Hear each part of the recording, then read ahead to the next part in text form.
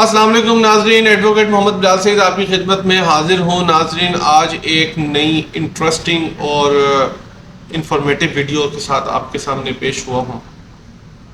ہماری سوسائٹی میں دیگر رسم و رواج موجود ہیں، اسی کے ساتھ ساتھ ایک اور رسم و رواج بہت تیزی سے پھیلے چلے جا رہا ہے اور اپنی جڑیں بہت مضبوطی سے اپنی جڑوں کو مضبوط کرتے چلا جا رہا ہے، اور انفارچونیٹلی ہمارے والدین اس میں سر فہرست ہیں۔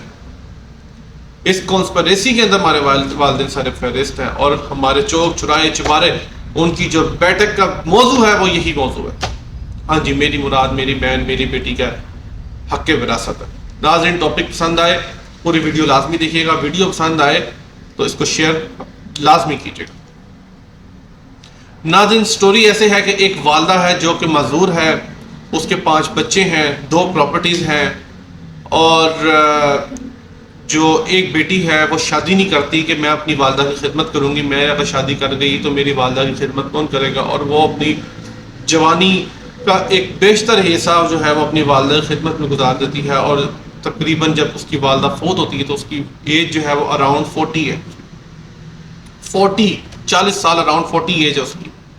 والدہ اللہ کو پیاری ہو جاتی ہیں، لیکن فوت ہونے سے پہلے والدہ یہ کہہ جاتی ہیں کہ جو میری 2 پراپرٹیز ہیں یہ ایک بیٹے کی ایک ہے، دوسرے بیٹے کی ایک ہے۔ یہ بھی نہیں سوچتی، اللہ پاک ان کو جنت میں جگہ دے، لیکن وہ یہ بھی نہیں سوچتی کہ جس بیٹی نے میری خاطر شادی نہیں کی، میرے مرنے کے بعد اس عمر میں اس کو کہاں رشتہ ملے گا، اور اس عمر میں یہ بیچاری کہاں جائے گی، اور اگر بھائی نے اس کو دھکا دے دیا تو اس کا کیا ہوگا۔ نہیں سوچا، اس کو تو فکر تھی بھائیوں کی۔ اور مزے کی بات، بھائی بڑے غیور ہے، دل تو کرتا ہے ویلن کی نا پکچر یہاں پہ سائڈ پہ لگا دوں اور اس پکچر کو لگا کے میں ساری سٹوری بیان کروں، اور لیکن اخلاقیات اجازت نہیں دیتی۔ بھائی کو ساری زندگی بہن کا رشتہ نہیں ملتا، بہن کے سر کی سفیدی اس کو نظر نہیں آتی، لیکن جیسے ہی والدہ کا انتقال ہوتا ہے اس کو بہن کا رشتہ مل جاتا ہے۔ یوں بہن اپنا پیا گھر سدھار کے چلے جاتی ہے۔ اللہ ہی کرنی، ماں کی خدمت کا صلہ تھا، اس کو ایک اچھے گھر میں شادی بھی ہو گئی، اولڈ ایج تھی، جس طرح سے پیک اللہ تعالیٰ نے اچھے گھر میں شادی بھی کر دی، بہن اپنے گھر چلی جاتی ہے۔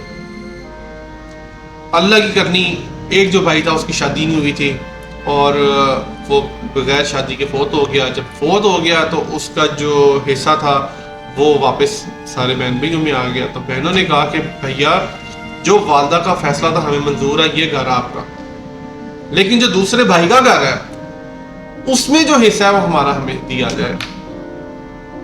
غیور بھائی کو غیرت آتی ہے اور وہ کہتا ہے بہنا، اگر آپ کو اپنا حصہ چاہیے وہ تو آپ کو ملنا ہی نہیں ہے نا۔ پہلی تو بات یہ ہے کہ وہ آپ کو ملنا ہی نہیں ہے، لیکن اگر پھر بھی آپ کو چاہیے، بڑا شوق ہے، تو کبھی ملن میں نہیں آنا، اس گھر کے آگے سے بھی کبھی نہیں گزرنا۔ غیور تھا نا، بیٹے کو بھیجا، جا ابھی پھوپھی کے کان سیدھے کر کے آ۔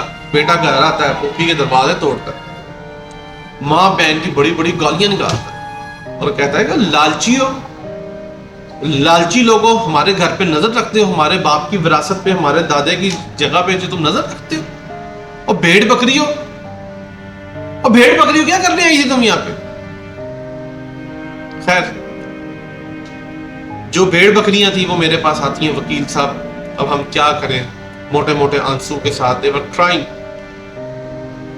وہ زاروں کے دار رو رہی تھی اور کہنے لگی کہ بھئی ہم کیا کریں، ہمارے بچے بھی جوان ہیں، ہمیں بھی ضروریات ہیں، میرا ایک بیٹا جاب لیس ہے، دوسرا بیٹا ایک چھوٹی سی جاب کر رہا ہے، میرے گھر کا گزارا مشکل سے ہے، مجھے پیسوں کی ضرورت ہے، اگر مجھے یہ پیسے مل جائیں جو کہ اچھی اماؤنٹ بنتی ہے، اگر مجھے یہ پیسے مل جائے تو میرے دونوں بیٹے سٹینڈ کر جاتے ہیں، میرے گھر میں خوشحالی آ جاتی ہے، میرے بچے سٹینڈ کر جاتے ہیں۔ لیکن بھیڑ بکریوں کے بچے تھوڑی سٹینڈ کرتے ہیں، سٹینڈ تو کرتے ہیں اپنے بادشاہ سلامت کے بچے،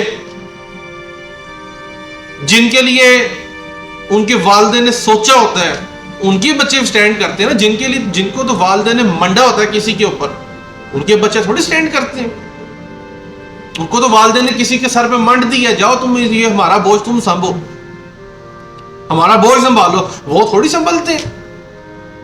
خیر، مجھے آ کر وہ زاروں قطار ہوتی ہیں اور آ کر کہتی ہیں کہ وکیل صاحب یہ ایشو ہے۔ میں نے پھر ان کو بتایا کہ میری والدہ کی جگہ پہ ہیں آپ کو پریشان ہونے کی ضرورت نہیں ہے، قانون موجود ہے، 6 ماہ کے اندر اندر آپ کو آپ کا حصہ مل جائے گا. اور یہی بات میری تمام ان بہنوں کے لیے ہے جن کو ان کے حق وراثت سے محروم رکھا جاتا ہے کہ میری بہنوں آپ پریشان مت ہو، 6 ماہ کے اندر اندر قانون موجود ہے. وفاقی محتسب خاتون، آپ اپنے اپنے علاقے میں کوئی اچھا سا وکیل دیکھتے ہوئے اس سے رابطہ کریں اور جا کے اپنا کیس دائر کریں. 6 ماہ کے اندر اندر آپ کو آپ کا رائٹ انشاءاللہ مل جائے گا. اگر آپ کو پراپرٹی نہیں ملے، پیسے نہیں ملیں گے تو آپ کو پراپرٹی ملے گی، پوزیشن ملے گی، آپ کی دیواریں کر دیں گے، آپ کو پوزیشن بھی دیں گے. آپ چاہے رکھیں بیچیں، فاسٹ قانون ہے، کوئی سال کی نہیں ہے، کوئی مسئلہ نہیں ہے. بس تھوڑی سی ہمت کریں، جرات کریں اور آگے بڑھیں. اس موضوع پہ میری آپ سے ایک کوسچن ہے. جب والدہ نے کہا کہ ایک پراپرٹی تمہاری ہے، ایک پراپرٹی تمہاری ہے، دونوں بیٹے راضی ہو گئے. آج ان میں سے ایک بھائی مر گیا. وہ بھائی جو زندہ ہے وہ اس بات پر راضی تھا کہ دوسری پراپرٹی میرا بھائی لے لے. اور آج جب وہ فوت ہو جاتا ہے تو اس میں سے حصہ دینے کو تیار نہیں ہے اپنی بہن کو. اس کا کیا مطلب ہوا کہ مسئلہ پراپرٹی سے بعد میں ہے، مسئلہ یہاں سے ہے. مسئلہ اس سوچ کا ہے جو پک چکی ہے اتنے عرصے میں، بچپن سے لے کے آج بڑھاپے میں جو سوچ پک چکی ہے، مسئلہ اس سوچ کا ہے. ورنہ وہ اپنے بھائی کی زندگی میں اس کو دست و گریبان ہو جاتا، ماں کی زندگی میں اسے لڑ پڑتا، لیکن وہ نہیں لڑا. جب پراپرٹی گئی بھائی کے پاس تو اس کو کوئی پریشانی نہیں تھی. اس نے کہا ٹھیک ہے میرے بھائی کو ایک حصہ چلا گیا، ایک حصہ میرے پاس آ گیا مجھے. لیکن وہی پراپرٹی جب گئی اپنی بہن کے پاس تو وہ مر گیا. اس نے کہا میں کیوں دوں، ملنا چاہتی ہو، بھائی کو تو ملتا تھا. اس کا مطلب یہ ہوا کہ مسئلہ پراپرٹی کا نہیں ہے، مسئلہ اس سوچ کا ہے جو پکی جا رہی ہے. مسئلہ اس بیماری کا ہے جو سوسائٹی کے اندر رائج ہو چکی ہے. یہ ماں باپ جو کہ اپنی زندگی کے اندر انتظامات کر کے جاتے ہیں کہ ہماری زندگی کے بعد جو ہماری پراپرٹی ہے وہ ہماری بیٹوں کو ملے، بیٹیاں اس میں کسی قسم کا حق نہ رکھیں.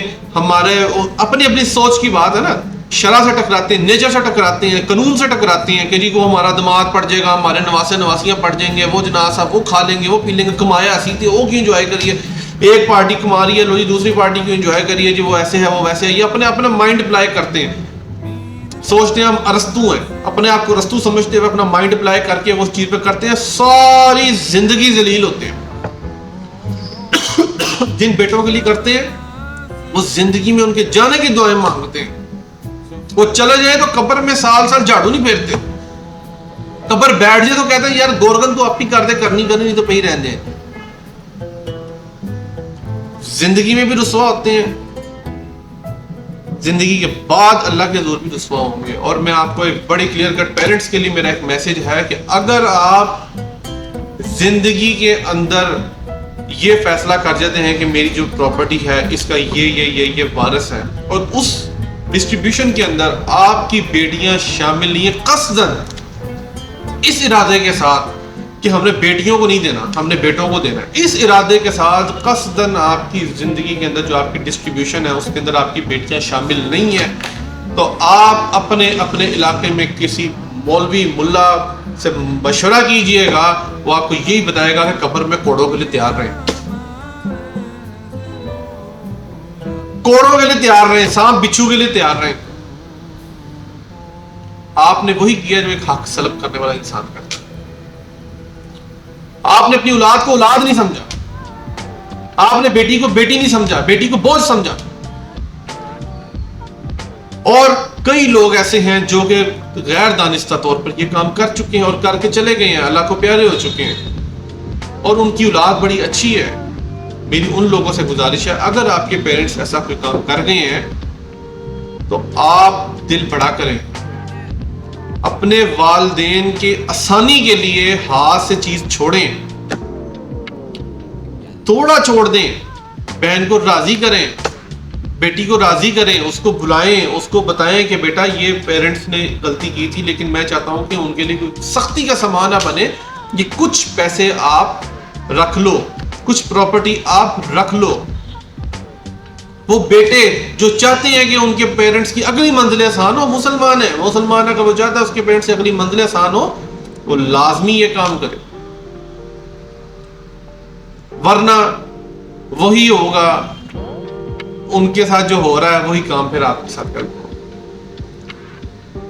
ایسے بہت ساری سٹوریز موجود ہیں، بہت سارے معاملات موجود ہیں، ڈسکس کرنے لگے تو شاید ایک ویڈیو میں ممکن نہ ہے۔